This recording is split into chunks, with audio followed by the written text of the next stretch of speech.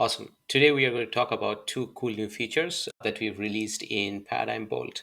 The first one is we are making it super easy for analytics engineers to create DBT jobs.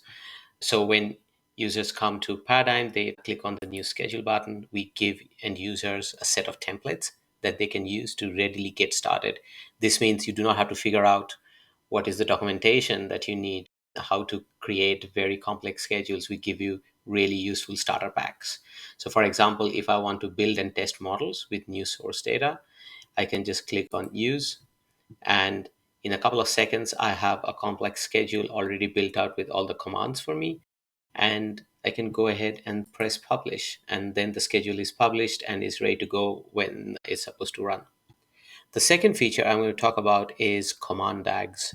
So what you've seen is that there are schedules with a lot of different commands, and we want to make users be able to see the output of those commands and navigate through those commands really easily. So let me take the schedule run all models. Now this one has three commands: dbt seed, dbt snapshot, and dbt run. Now, if I go to a particular run of this, you can now see the sequence in which these commands will be executed.